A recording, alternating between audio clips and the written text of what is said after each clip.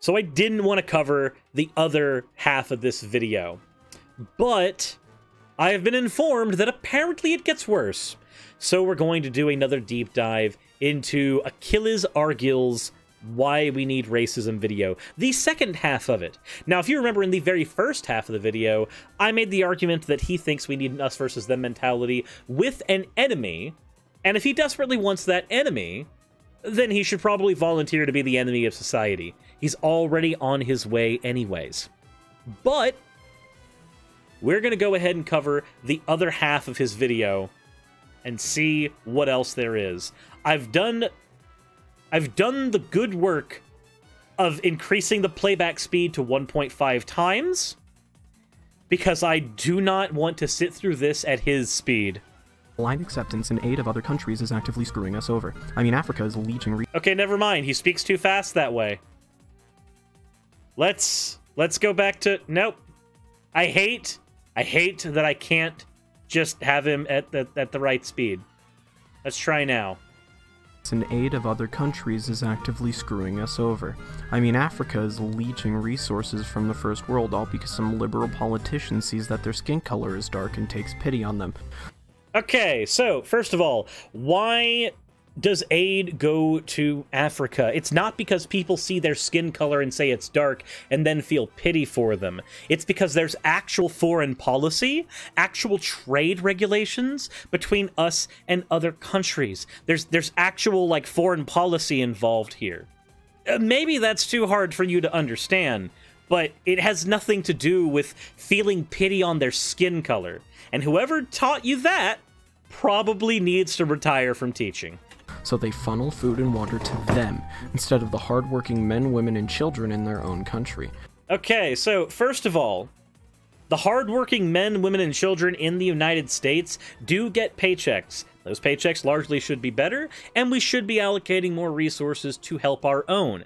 But the United States is the richest country in the entire world. Currently, there is no reason that we cannot afford to help other countries while also helping our own.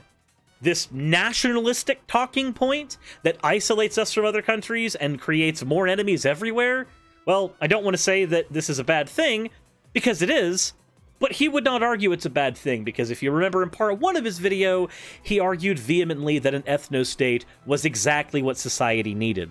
Now, I noticed that the stinky feet are back. I forgot to mention that. For those who haven't seen part 1, and part 1 will be in the description, apparently he is a furry with a foot fetish, and he is trying to appeal to that foot fetish with his green, radiating, stinky feet. If you don't remember, at the beginning of his video, they were just there as paws. But by the time we get here, we now have pause for alarm.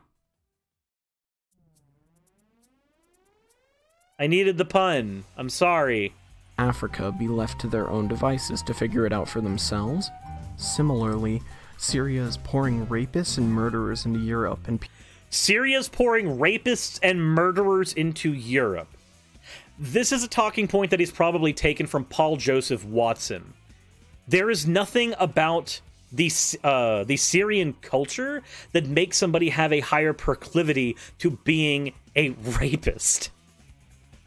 That's absolute madness.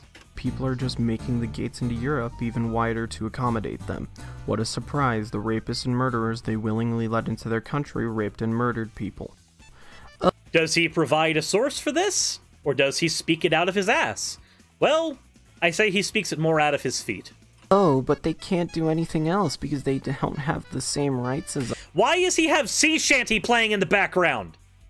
I refuse to let you I refuse to let you insult the legacy of the sea shanty theme from RuneScape, so I will not stop playing my music.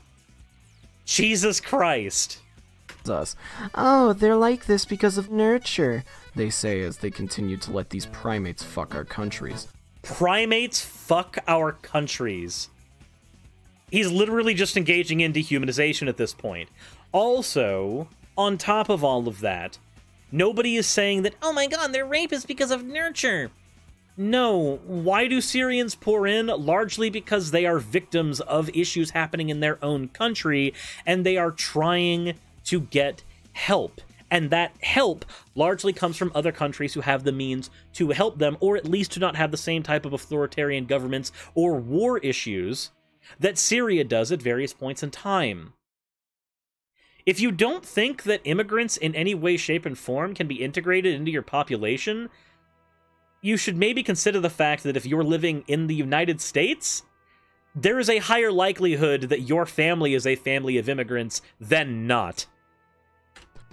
Maybe, if they were told to stay in their own shitholes, they'd find that they have the same rights as in their own country, and they'd figure out that the only way to find a better life is to start by bettering their own land and not by running away from it. So, hold on. Question. America. The American Revolution should have never happened, and America should have never broken itself off from the monarchy and the crown and created its own nation.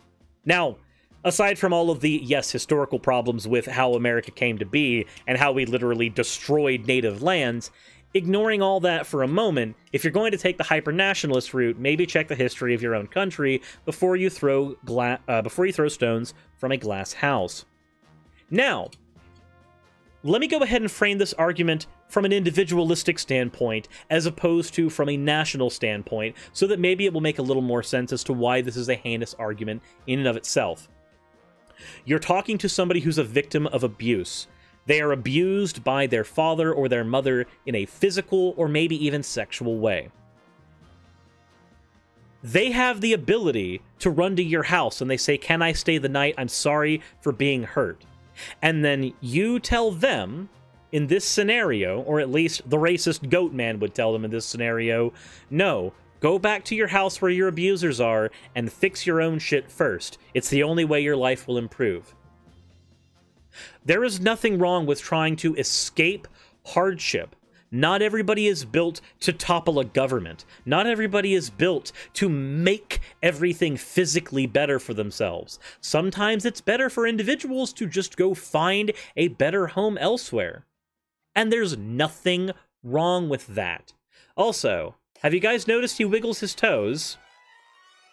Kinda wish that it would actually stop trapping the pungent air particles in there, but I feel like I could smell these feet from the other side of my screen, and I hate it. In my opinion, the worst offender of all is India. They're pumping CO2 into the world like it's a competition. They're third in the world in terms of CO2 emissions. You know why? It's because they have a culture practically based entirely around being unhygienic. What? There's nothing about personal hygiene that precludes one to emit more CO2 into the environment. Those are two completely different things. This is a fucking category error.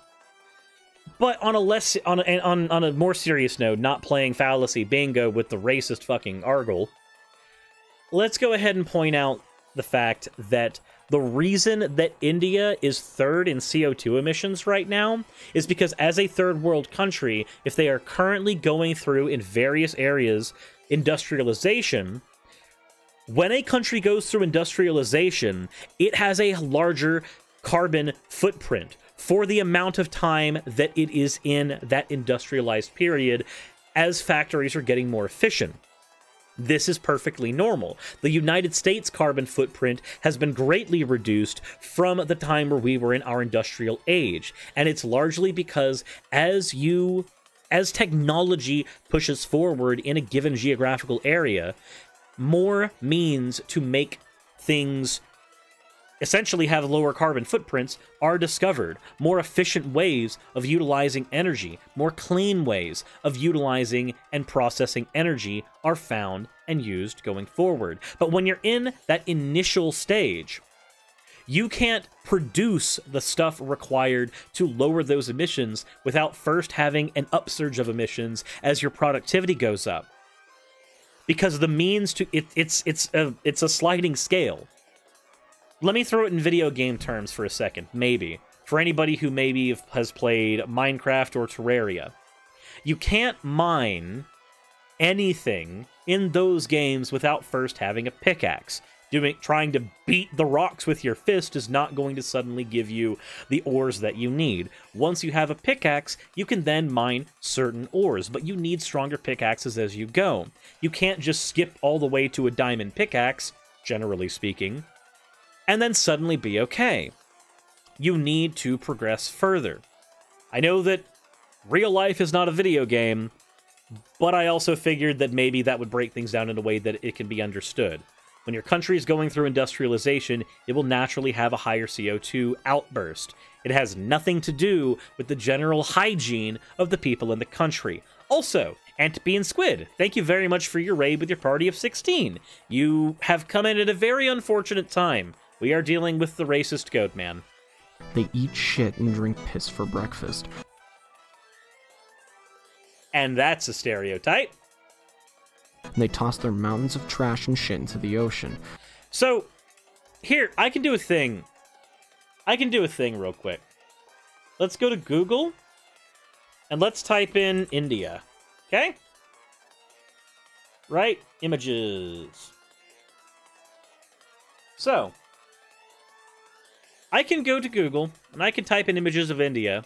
And while, yes, I can find images that include squalor and trash, I can also find images that don't. Maybe I should switch to this mode real quick so you guys can see a little easier. But I can find images that show an incredibly beautiful country. And it's not hard to. This is because he is engaging in selection bias. He's able to grab whatever pictures he wants, just like I can grab whatever pictures I want. I could make India look as trashy or as beautiful as I want, merely by clicking on the images that I choose to. Cherry-picking like this is incredibly dishonest. Arguing that all of India looks like this because you were able to grab a handful of pictures off of Google image search. These are arguments that signal to people who already believe the stupid shit that you do and are willing to go along with it without engaging in any amount of critical thought. But let's go ahead and continue. Take a wild guess as to what happens to the world when a country with this kind of disgusting culture industrializes. But all of these people... All countries that industrialize end up having higher CO2 emissions than countries who have industrialized years before and have gained more efficient means of energy production and utilization. People get a pass with the wave of a hand because they're minorities and they're being marginalized. What? Nobody says that India gets a pass because they're minorities. Who says that? And how are they minorities when we're not even talking about people in our country? The concept of a minority requires geographical proximity. If they're in India, they are no longer geographically approximate to you. Ah! And don't even get me started on black crime statistics. Oh boy, I've done a lot of research into this topic. I can't wait for him to strawman all the data. Let's go! Admittedly, white people do have their own shortcomings too, though they are less drastic than other races. White people have their own shortcomings, but they are less drastic than other races? You don't find enslaving people a drastic shortcoming? What? Okay, sure. They've only ruined pizza and Italian carbonara, which weren't too good to begin with, so not much loss there. What? Okay, I get that that was supposed to be a joke, but in the middle of everything else, I'm gonna have to take that entirely seriously. If you've stuck with me thus far, then I need you to bear with me again, as I realize what I'm about to say may sound bad. Everything you've said has been bad. Also, thanks for washing your fucking feet. Nevertheless, I have to say this. Slavery is good. Every great...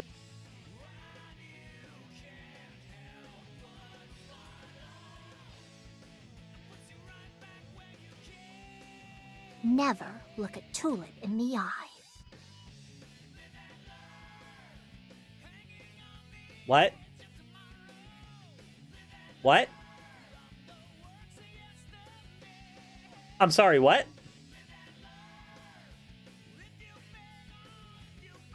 Darkstalkers, thank you very much for the follow. Querulous Artisan, thank you very much for the raid. You've come in at a very awkward time. A very awkward time indeed. Monkey Gamer for the Moon, thank you very much for redeeming your... Oh, whoa! I want to die. Alright, Goatman. Let's continue. Civilization is built on the shoulders of disposable workforce, and it's even better if this workforce is perceived as having less rights than a regular citizen. And this loops back to my main point, why we need to bring back racism. Racism desensitizes us to slavery. During the golden age of America, slavery was running rampant, and no one batted an eye. And this was because blacks were considered less than human thanks to 3/5 compromise. Okay, so first of all, you have no idea how humanity has progressed through time. Never look a tulip in the eye. The 3/5 compromise was not what made us see black people as lesser in America. The 3/5 compromise happened after we already thought that. The 3/5 compromise happened because slave owners wanted the ability to inflate the power of their votes, because the North was more population dense, and the South was more rural, and therefore had a less dense population. And the way to inflate the votes of the South so that they had the ability to vote in stronger numbers required them to be able to count their slaves as citizens. Required them to be able to count black people as citizens. But they couldn't get them to count as citizens in full because of the zeitgeist of the time. That didn't come first. That didn't come first, dude. Secondly, you haven't argued that it's a good thing. You've said that good civilizations had slavery, but the slavery isn't what made those civilizations good. The slavery is largely a blot on those civilizations due to it being something that was seen as normal back in the day. I implore you, if you are watching and you have not tried to look into how we construct morality, there's a wonderful tool that I brought up in the last video that I think you should utilize here. Thank you very much, Zozo Horror Show, for the raid with the party of 7. I say this as I have said with everybody else. You have come in at an awkward time. So, there's a wonderful moral guideline you can use in any of these situations, okay? And it is called the Veil of Ignorance. The Veil of Ignorance is a rhetorical tool that you can use when you are trying to look up any legislation that's being drafted. Or you're trying to write it yourself. If you are thinking of a moral, normative principle, a guideline, a law, anything, you need to apply the Veil of Ignorance. What does the Veil of Ignorance do, and what is its purpose? The Veil of Ignorance argues that when you are making any type of law, you have to consider that you do not know if you will be in a society where this law will affect you. So let's say you're a white person and you want to draft a law that says black people are slaves. The Veil of Ignorance argues that what if you were a slave? When you walk through the Veil of Ignorance, you are to assume that you have the potential to fall into the worst case scenario of what this law will do. So if you want to make an anti-abortion law, you have to think of the worst scenario that a mother, a potential mother, may find themselves in.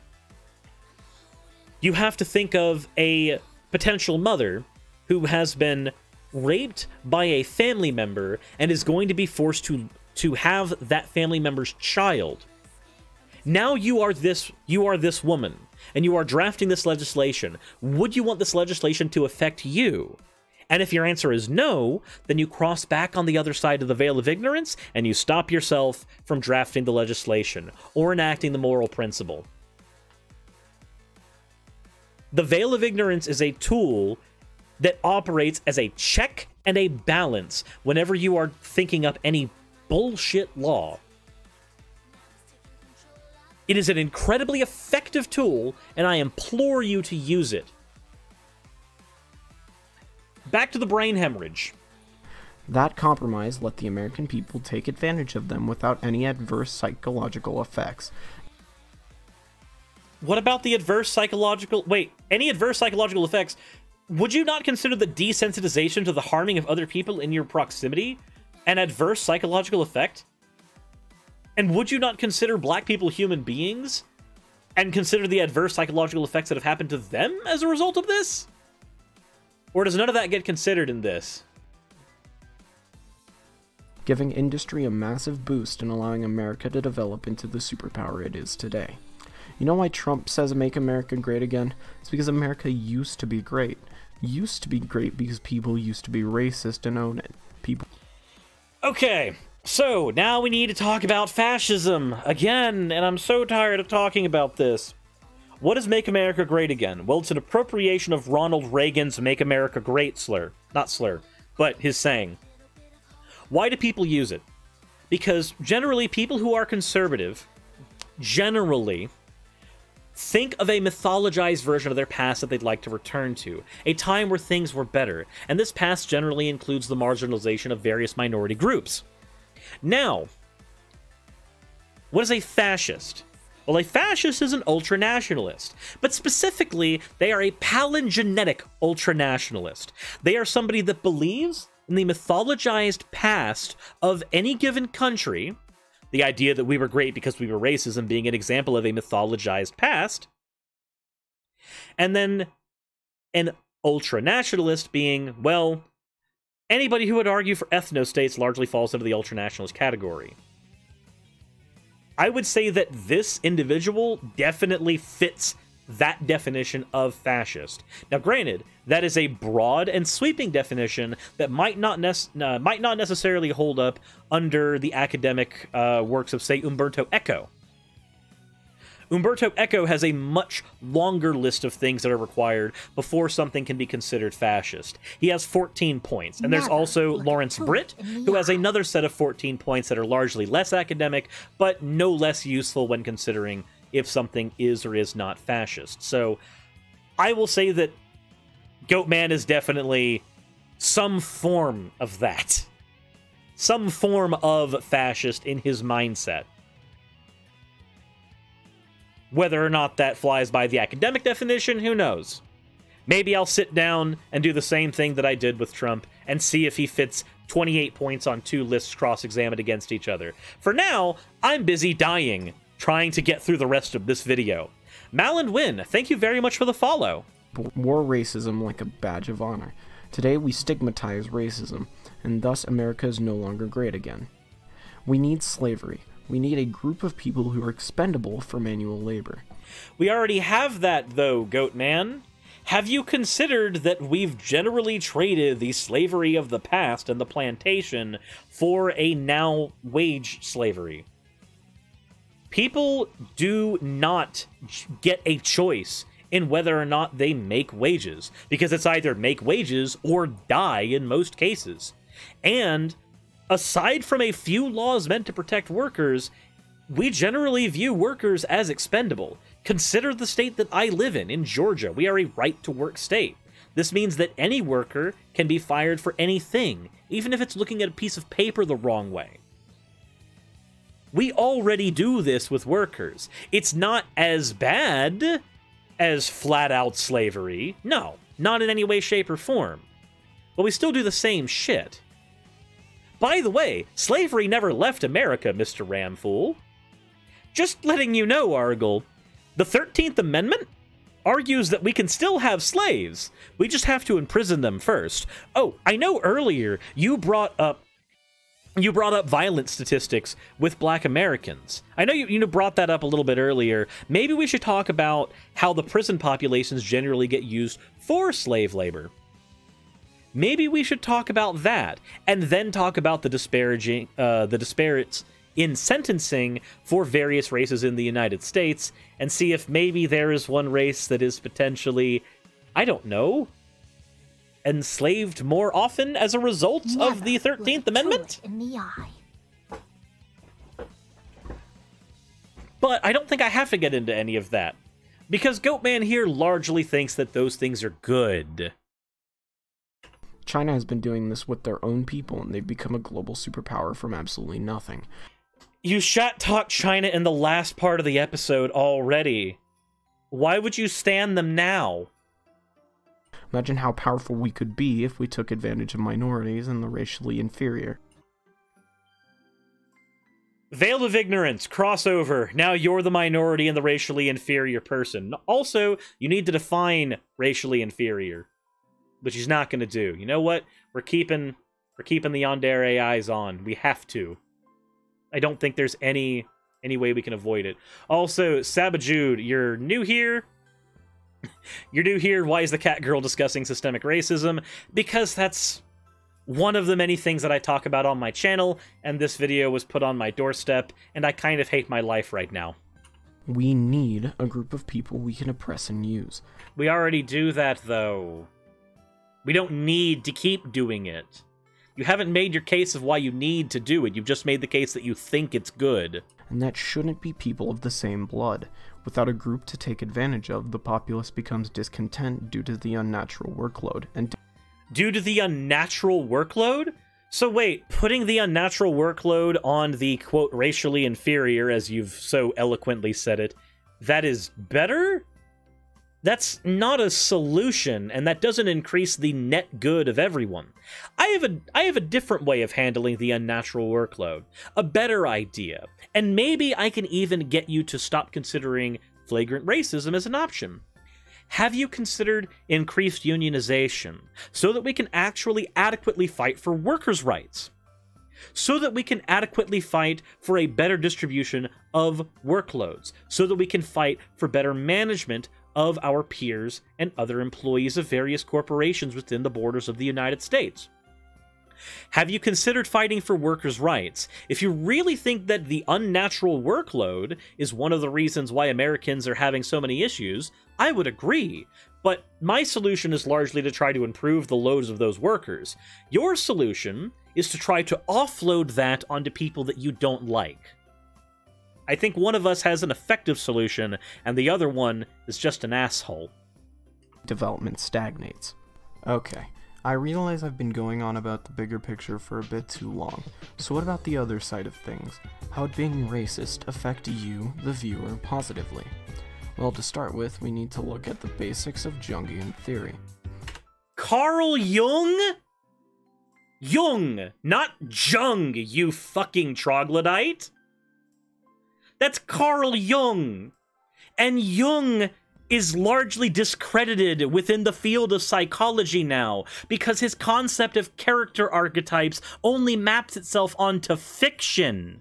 It doesn't map itself well onto actual real-life people. You can't make an appeal to Jung, fucker! I don't expect many of you to understand this, as you kinda have to be in the know about this stuff. You have to be in the know? Dude, you've probably listened to one too many Jordan Peterson and Stephen Molyneux videos and came to the conclusion that Jung is the second coming of Ayn Rand for you. So I'll make this as simple as I can. Jungian theory expands Jungian theory off of Sigmund Freud's structure of the human psyche. Sigmund Freud also is largely discredited. The things that Freud proposed are largely not used within the scientific community anymore. The only things that Freud has going for him, aside from the prolific nature of his name, is the fact that he contributed a lot when we are talking about things like conversion therapy. One of the few things that Freud got right is that conversion therapy is largely ineffective. But I went over this on my video on conversion therapy. But go ahead, talk to me about a bunch of people who I had to read for a different fucking video. Come on, throw it at me. I'm ready. With the id being our basest, most purest form of instinct. Both theories have one thing in common. The idea that they're both wrong? That our subconscious, the deep, dark, and repressed id, has a concrete effect on our conscious actions.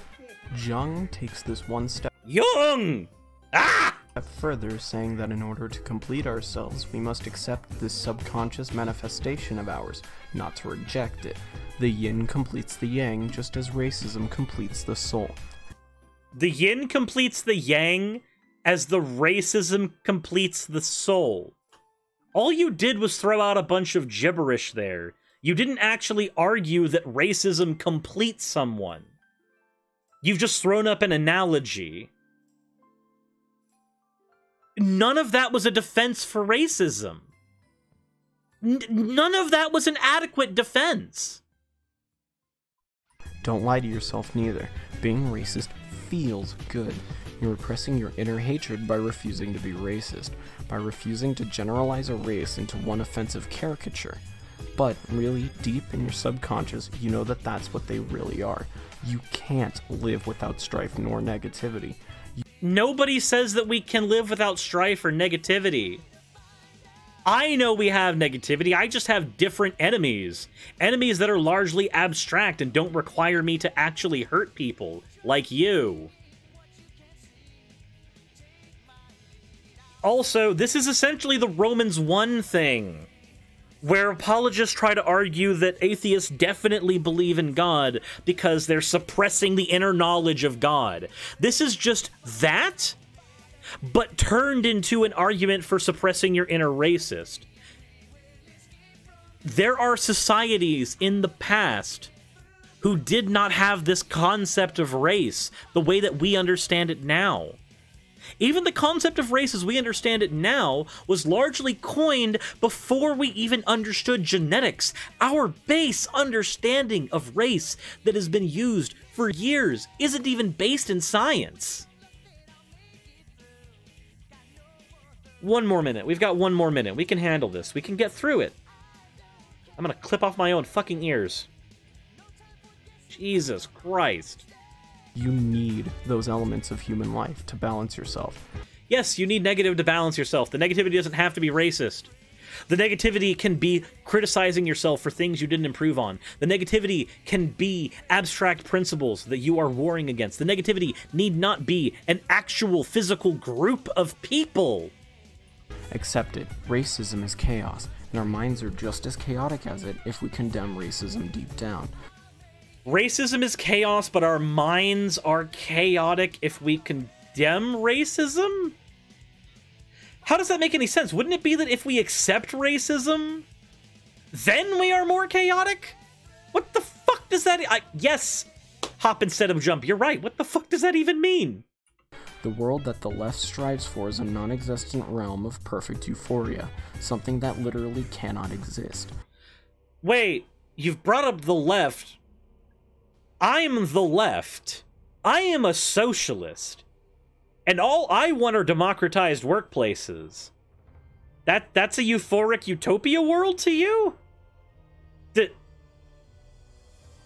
How are you going to strawman an entire political group of people that includes liberals, neoliberals, center-left people, socialists, communists, tankies, anarchists, syndicalists? How are you going to throw them all into a giant blender? How are you going to do that and come out with anything on the other end? There's only one way it can exist, and let me tell you, it can only exist if we are not in it. Well, I can definitely agree with him on one thing. We can only achieve a utopia if Goatman is not in it.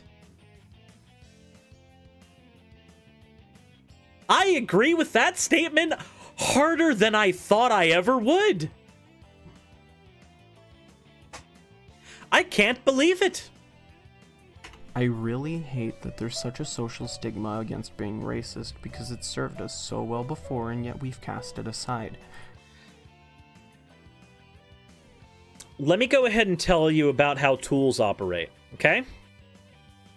You can hate that someone doesn't want to engage in creating fires by rubbing twigs together all the time, because it served us so well in the past. But we have largely moved away from doing that, because we have found more efficient ways of creating fire, better fuel sources. If I were to just look at that statement with pure logic, no feeling, I come to the conclusion that we have better tools. If you need to keep, and I mentioned this in the very first video, if you desperately think that you need to keep an us versus them mentality, you need to have an enemy for people to be united, I agree with you 110%. But that enemy does not need to be a person. That enemy can be abstract. That enemy can be anything. That enemy can be within yourself. It does not need to be another person whom you have to physically harm in order to improve your life. If I were to take everything you said 100% and grant all of your premises, I still do not come on the other end needing to be a racist. I come on the other end wanting to use the tools that you desperately need to operate with in a more efficient manner. It might sound like I've said some pretty hateful things, but I think by this point you should be seeing my point. Yeah, I do, and it is hateful. You are literally trying to use your big squishy brain to justify as being hateful. So, yeah, that's just my 2 cents on racism. Here's to hoping this video gains some traction and actually changes something. Anyway, make sure to leave a like and— No, we're not going to leave a like. In fact, actually, we're going to take a giant dump on your front lawn. Somebody tell Channel Pup to take a dump on this guy's front lawn. Please? Please? Okay. We're going to go ahead and move away from that. Holy shit. I can't believe we made it through it. I can't believe we made it through the rest of the video. What are the comments on his video? Hop instead of jump. His video does not exist anymore. Because his channel had its video removed. This is a re-uploaded, re-hosted video on someone else's channel. Haha. Funny Furry defends racism and slavery. This got removed on his channel. And this has been picked up by a lot of people in the commentary community now. Which I don't know if I'd consider myself that. But, you know, whatever. Categories don't matter at this point. All that matters here is I think we can agree. Even if we were to accept everything he said as an absolute axiomatic truth, we come to the conclusion that racism is merely a tool. And it is a tool that is blunt and could be made more efficient by removing the racial aspect. You desperately want to think that you need an us versus them mentality? Fine. Find an abstract them. Hell, we could even argue that this person can be the enemy that everybody has. He's a cartoon on a screen. Everybody could just rally against him as public enemy number 1, and then all of a sudden, the world would be a better place, according to his logic, if we grant all of his premises.